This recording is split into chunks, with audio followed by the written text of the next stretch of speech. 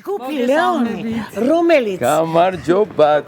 სიგიჟემდე ხომ ვიხარ ხართ და თქვენი ყოველი მოსვლა ჩვენთვის ზეიმია და დღეს განსაკუთრებით პირველ რიგში მინდა მოგილოცოთ ის საოცარი ამბავი, რომელიც უკვე მთელმა საქართველომ ასე ვთქვათ ნახა, რომ ჯგუფი ლეონი უკვე მეორე ბიჭია, ბიჭი.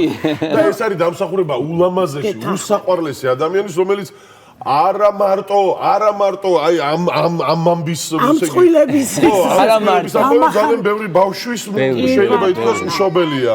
ძალიან დიდი მადლობა ქაუტმინო იმისთვის, რომ აი რა ვიცი, უზარმაზარ საქმეს აკეთებთ ამ დარგში. უდიდესი მადლობა მოწვევისთვის და ძალიან მიყვარს ეს წველი.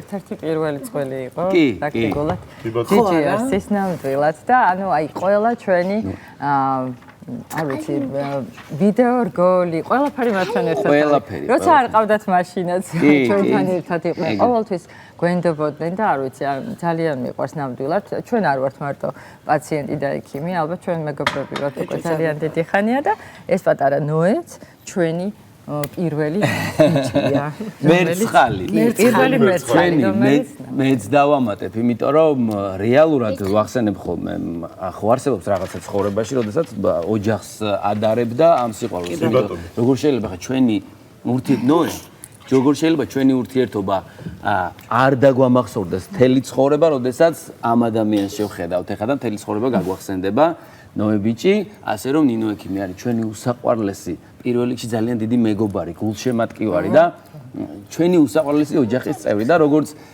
თავად აღნიშნა, არ ვართ მარტო პაციენტები და არა ვართ ესე ჩვენ ვართ მართლა ოჯახი ვართ და ლევიკო, აი პირველი შეხვედრა, ჩემო ნინი, ჩემო რძალო. და როგორ მოიპოვეთ ნდობა? ალბათ ნინოს რო შეხედავთ, მე მესმის ნდობა. მაგრამ აი ძალიან დიდი ხნის გამოცდილება და ასე ვთქვათ წვალება, ექიმებთან სიარული, რა იყო, რომ თქვენ მიხვდით, რომ ქალბატონი ნინო არის ის კეთილი ფერია. ნამდვილად ასეა, მე თუ გითხავ, ნამდვილად ასეა. ესე იგი, პირველ რიგში მივხვდი და საიდან? ანუ რეალურად ეგ ზუსტად დავიწყებ თავიდან ეს რომელი მომენტია, იცი, როდესაც ცოტა პრეისტორიას გავუკეთებ აი მთელი კურნალობის შედეგად წლებს ითვლის, მთელი 10 წელიწადი ითვლის ამას, ანუ ყველა პროცედურა ჩატარებული გვაქვს და ბოლოს გადავწყვიტეთ, რომ გავეცანით ინფორმაციას რეალურად, რომ ინვიტრო განაყოფიერებაზე მივსულიყავით. ეს ჩემთვის არის ზუსტად ის პერიოდი და მახსენდება რთულადაც, იმიტომ რომ უკვე ფინანსურ ჩიხშიც ვარ შესული. მოგეხსენებათ ახლა როგორ ფინანსებთან არის დაკავშირებული ზოგადად ეგისა. და ზუსტად მაშინ იყო, როდესაც წავაწყდი ინფორმაციას ფონდი შენთვის, რომ აი ზუსტად ესეთ წყვილებს ეხმარება თანადაფინანსებით და რეალურად პირველ რიგში იმედი იყო ჩემთვის ყველაზე დიდი და შემდეგ იყო ზარი. ეგრევე დავრეკეთ და ეგრევე გავედით ზარზე და ზუსტად იმ გარემოში აღმოჩნდით, რომელიც ჩვენ მორალურადაც ვჭირდებოდა. პირველ რიგში ვჭირდებოდა მორალურად, რომ აი რაღაცა ამ პრობლემასთან აი ზუსტად სწორად მიმდგარიყავით და მადლობა ღმერთს, რომ ყველაფერი გამოგვივიდა ისე, როგორც დღეს ვხედავთ და აი ჩვენ სიკვდილე ასეთ ბედნიერება ტრიალებს. და უამრავი ადამიანი არის, ვისი ფერიაც არის ქალბატონი ნინო. უამრავი ადამიანია მადლიერი თქვენ. მადლობა. ნინი, იცი რა არის, ექიმის დავამატე. ექიმის მიმღებლობას ძალიან დიდი მნიშვნელობა აქვს. ძალიან გაფაციცებით ვაკვირდებოდი, როდესაც ნინო ექიმის კაბინეტში შევედი, მაინტერესებდა ვინ დამხვდებოდა პირველ რიგში და რო დავინახე ნინო ექიმი, აი ყველანაირი ყველაფერი მომიხსნა, ანუ ის ემოცია, ის განცდები, რასაც აი ეხაც განვიცდი. შემოსაყვარებლობა. აი ხო ყურე, მეორეჯერ როდესაც უკვე გადაწყვიტეთ. ეს ალბათ ნოეს შეკვეთა იქნებოდა, ხო პირველ რიგში. ხო. არა, ჩვენ გვინდოდა რა თქმა უნდა, იმიტომ რომ ძალიან დიდი დრო იყო გასული. ის გზა, რომელიც გაიარეთ თქვენ და ქალბატონმა ნინომ, არ იყო რომ აი მე ხლა ყველაფერი ისე თავიდან უნდა დავიწყოთ, ცოტა შიში, ცოტა ნერვიულობა. არა, ხო მოდი. ეს ალბათ თქვენი დამსახურებაც არის. აი, როგორ დაიფყარით ეს ორი ადამიანი და არა მარტო ეს ორი ადამიანი. ნინო ექიმის და მისი გუნდის. ზოგადად აი მე ვფიქრობ, რომ როდესაც პაციენტი და ექიმი ერთმანეთს ხვდება, ანუ პრობლემა თავარია მოვისპიდოთ. ანუ აუცილებლად და თან ის გრძელი გზა, რომელსაც პაციენტი გადის, ძალიან რთულია და უნდა გესმოდეს ესეც. ну, ჩემთვის უფრო მარტივი იყო მათი გაგება, იმიტომ რომ მეც გამოვლელი მქონდა ეს გზა და აქედან გამომდინარე შეიძლება უფრო მეტი გვესმის ხოლმე ერთმანეთის. მაგრამ ყოველთვის მნიშვნელობა აქვს, რომ ენდოს პაციენტი ექიმს და იცოდეს, რომ ისინი ერთად იბრძვიან ერთი ბიზნესთვის. არა ცალ-ცალკე სადღაც ის ერთ მხარეს არის და მეორე მხარეს, არამედ ერთად მიდიან. და ნამდვილად, ანუ, რა ვიცი, აი ჩვენ პირველივე დღიდან ნინის ჯეროდა ზუსტად რომ ყველაფერი გამოუვიდოდა. და ესეც ძალიან მნიშვნელოვანია. იცით, მით უმეტეს, როდესაც გრძელი გზა გავლილი და იმ გრძელ გზაზე რაღაც შეფერხებები იყო და შეიძლება რაღაცა არ გამოსულოდა.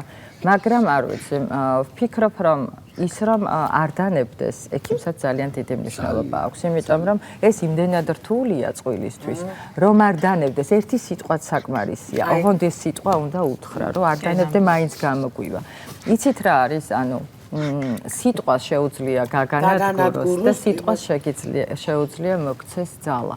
და მე ვფიქრობ, რომ ეს სიტყვა, გარდა იმისა, რა საკეთე პროფესიონალურ გზაზე, გარდა იმისა, როგორ მუშაობს გუნდი და მაქსიმალურად რო ორიენტირებულია შედეგზე, ის ფონდიც მნიშვნელოვანია. იმიტომ რომ, როდესაც იცის მან, რომ შენ და ის ერთ მხარეს ეხართ, ანუ ეს ძალიან მნიშვნელოვანია და ვფიქრობ, რომ ანუ ამ ადამიანების რწმენის დაბრუნება სწორედ ფონდი შენთვის დამსახურებაა. რა თქმა უნდა და ზუსტად ის გზამკვლევობაც აქედან წამოვიდა, იმიტომ რაღაცა სწორ დროს, სწორ ადგილზე ჩვენც რაღაცა ფინანსურ ჩიხში და მართლა აი რეალურად ისე დაემთხვა ყველაფერი და ამ ყველაფერს მოყვა თილისმა ნოე.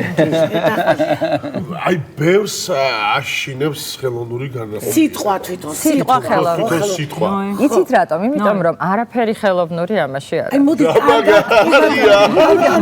ნამდვილად ყველაფერი ბუნებრივია, უბრალოდ ეს ხდება ხელოვნურ გარემოში და რეალურად ის ბავშვები, რომლებიც ხელოვნური განაყოფიერებით ჩნდებიან, უბრალოდ ლაბორატორიის პირობებში არიან სწორედ იმ დროს, როდესაც საერთოდ ვერ გრძნობენ ისინი სად უნდა იყვნენ. განაყოფიერების დროს ლაბორატორიაში იქნება ზუსტად ის პირობა, რაც აქვთ მათ დედის ორგანიზმში. შესაბამისად, როცა ისინი ბრუნდებიან დედასთან, პრაქტიკულად მათ არც ახსოვთ, რა გაიარეს ლაბორატორიაში.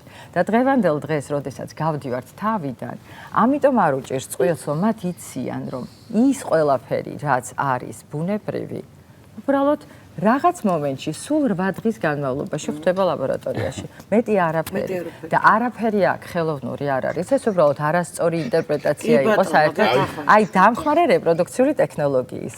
ესე უნდა ერქვას, მაგრამ რადგან დაარქვეს ერთხელ ხელოვნური, მე ყველაფერს გონია რომ რაღაცა ხელოვნურია. აი დღეს ნამდვილად შექმნილია უკვე ხელოვნური ემბრიონი. დღეს კანის უჯრედი და მიიღეს ანუ კვერცხუჯრედი და მიიღეს სპერმატოზოიდი. შესაბამისად ესე იგი იმასაც მივახცევთ, რომ ერთ მშვენიერ დღეს 100%-ით რაღაც გამოგვივა, ხო? იმიტომ რომ უკვე არც ერთი უჯრედის არარსებობას აღარ ექნება მნიშვნელობა. შესაბამისად, იმდენად წინ მიდის მედიცინა და იმდენად ვითარდება ხელოვნური ინტელექტი შემოვიდა, ღეროვანი უჯრედები შემოვიდა. იმდენი პაციენტის გენეტიკური შვილის მიღება შეგვიძლია, რომლისაც ადრე არ შეგვეძლო. შესაბამისად, იმდენ რამეს მოიტანს დღევანდელი დღე თან 21 საუკუნე ელვისის სწრაფით ვითარდება. ჩვენ მე და დავუშვათ ლევანი და მისი ოჯახი რო შევხვდით ერთმანეთს ხო? იმ დღიდან კიდევ იმდენად განვითარდა ეს ყველაფერი, რომ მინდა გითხრათ, რომ კიდევ 20 და 30%-ით მოიმატა ინვიტრო განაყოფიერების შედეგიანობა. მაგრამ ჯერჯერობით 100% მაინც არ არის. სამწუხაროა, მაგრამ არსებობს ეს რაღაც შეფერხებები, მაგრამ ისიც უნდა ვიცოდეთ, რომ აუცილებლად.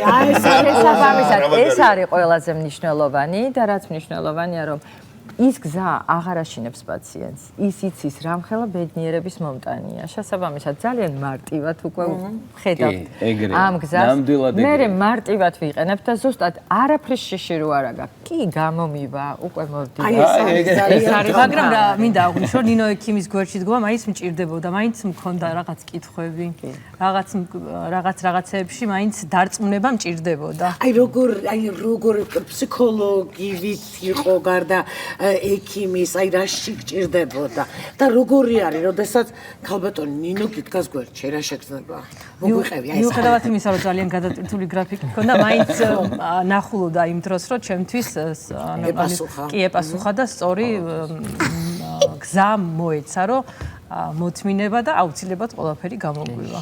იმიტომ რომ ჩვენაც პირველ სავეზე არ გამოგვივიდა, ხო? მე რამდენიღაცა ანუ პირველივე გადატანაზე არ გამოგვსვლია არც ახლა, მეორე გადატანაზე გამოგვივიდა, შესაბამისად ძალიან პირველივეზე ნოე იყო ინსემინაცია, ოღონდ ინსემინაცია. ეს კიდე სხვა ისტორია. ბიოლოგიური მასალის გაყინვა, ყველაფერი გამოვიარეთ. ეს არის წყვილი, ანუ ჩემი თილისმა, ესე ვთქვათ, იქიდან გამომდინარე, რომ მართლა ერთ-ერთი პირველი ბენეფიციარია ფონდის და აი ძალიან მიყვარს ისინი და შესაბამისად სახეზია ულამაზესი ოჯახი და კიდევ მე დამპირდნენ, რომ აუცილებლად მესამე შვილსაც ჩვენ დავყიდა და მესამე იქნება გოგო. აუცილებლად. დღევანდელ დღეს უშვილობა ეს სიტყვაც არ მიყვარს, განაჩენი არის. აღარა. უშვილობა განაჩენი არასდროს არ არის. უბრალოდ უნდა ვიცოდეთ, რომ არის რაღაც მიზეზები, რომლის გამოც რაღაც არ გამოსდის.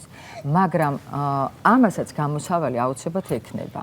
მთავარი არის, რომ ის რაც მთავრდება ორსულობით და შვილოსნობით იმდენად ბედნიერების მომტანია, რომ არასდროს არ უნდა თქვა არასოდეს და არასდროს არ უნდა დანებდეთ. მე და ლევანი ვარ ზუსტად ასეთები. არა, არ გვაქვს. არც თუ არა გვაქვს.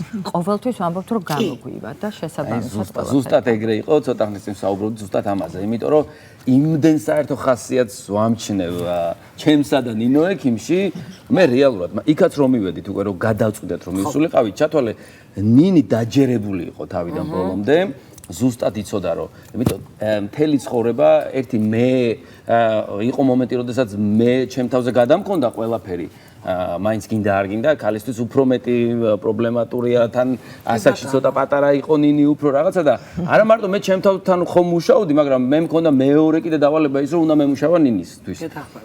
რომ ეს უფრო მეტ მყარად გამკლავებოდა ამ პრობლემას და რეალურად ჩვენი მისვლა იმ 10 წლის განმავლობაში ის იყო რომ ძლიერები ვიყავით და გვჯეროდა. ყოველთვის ვიმეორებ და ჩემ საკუთარ თავშიც მქონდა ეს რწმენა რომ აი არც კი წარმომედგინა რომ მე შვილი არ მეყოლებოდა. აი ეს იყო რაღაცა. იგივე შეგრძნებით ვიყავი ზუსტად მეც კი. კალბატონინო, როდესაც დაგირეკეს და გვინდა მეორე შვილის გაჩენა. რა შეგრძნება, როცა თქვენთვის საყვარელი პაციენტი ბრუნდება და კიდევ უნდა შვილის შეგრძნება.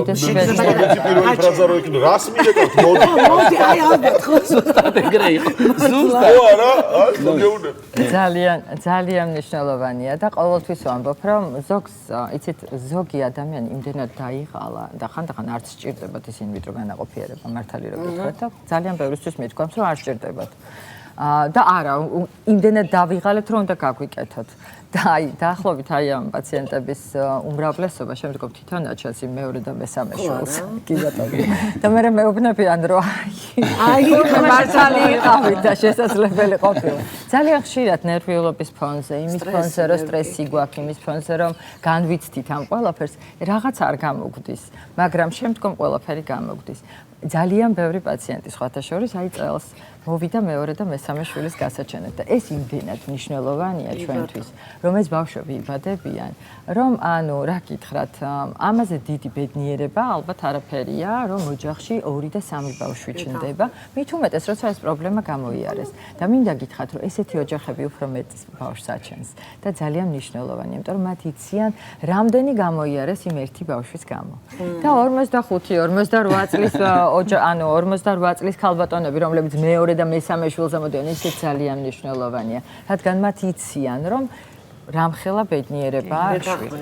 ყველაზე წლოვანი რომელიც შენსკენ რატომ შენ ხერხით როგორ მაინტერესებს? ყველაზე წლოვანი, აი ბოლო პერიოდში 58 წლის ქალბატონმა ქუთაისში გააჩინა. მაშა გამოიშვა მაგეთიური წერით. ასე რომ, კი ბატონო. სქესის გაგების ცერემონიალი, ესე იგი მე რო ნახე სოციალურ ქსელში, ყველას გადაუგზავნე ჩვენ პროდიუსერებს მოთხარი ნახეთ, იმიტომ რომ თქვენ ჩვენი ოჯახის წევრები ხართ. თქვენ უკვე იცოდეთ, ხო, ქალბატონი? რეალურად, როდესაც ვაკეთებთ გენეტიკურ კვლევას და როცა კვლევა კეთდება, გენეტიკა არა იმიტომ, რომ სქესი გავიგოთ, არამედ იმიტომ, რომ ვიცოდეთ, რომ ჯანმრთელია მთლიანი და არანაირი პრობლემა არ აქვს. იცით, უფრო ხშირად შემიძლია გითხრათ ის, რომ ავადმყოფი ბავშვები არ იბადებიან, უბრალოდ არ გამოგვდის რაღაცა. შესაბამისად, გენეტიკა იმიტომ უნდა გავაკეთოთ, რომ პირველივე გადატანით მივიღოთ რაღაც. ვიცოდეთ, რომ რა მიზეზით შეიძლება არ გამოვიდეს და იქნებ სხვა რამე შეიძლება მივუდგეთ და ანუ მიზეზი ჩვენს გვჭირდება რომ ვიცოდეთ ექიმებს საით წავიდეთ რა მიმართულებას მივეცეთ ამიტომ ნახეთ როდესაც გადაგვაქვს ჩვენ ვიცით სქესი ოღონდ მათ არ ვიცია იმიტომ რომ ანუ ხელოვნური გადარჩევა ეს კარგი არ არის სქესი ძალიან მნიშვნელოვანია არის რა თქმა უნდა სქესთან შეჭიდული დაავადებები როდესაც ასეთი გენეტიკური პათოლოგიები გვაქვს მაშინ აუცილებლად სქესს საზღვრავთ არის პაციენტები რომლებსაც მაგალითად აქვთ X გენთან შეჭიდული პრობლემები და მე ბიჭი თუ დაიბადება მაგალითად ასევე გამოვა დაავადებული, ამიტომ მაქსიმალურად ვიკვლევთ ამ ყველაფერს და ვიცით. როდესაც წყვილი მოდის, როცა ასაკიც არა აქვთ პრინციპში მათ ისეთი, მაგრამ მაინც უნდათ რომ იცოდნენ რომ ჯანმრთელია თუ არა, დღევანდელ დღეს ამის შესაძლებლობა გვაქვს. შესაბამისად მინიმალური. ანუ თქვენ არ ეუნებით სქესს, თქვენ იცით რომ ყველაფერი წესრიგშია, ჯანმრთელია და ეს სიურპრიზით ხალხო კიდევ ერთხელ გილოცავთ. ნინო ექიმის პირდაპირ ანუ პირობა უნდა დავადებინო და მესამე სქესს არ მეყვი და გოგოს გადავაგო. მოკლედ ესეთი პრობლემაა თუ კი. ხალბატონ თამაშით ხარ. ამაზეს ხალბატონ ნინოს მიაკითხეთ და ყველაფერი გილოცავთ კიდევ ერთხელ და ბედნიერად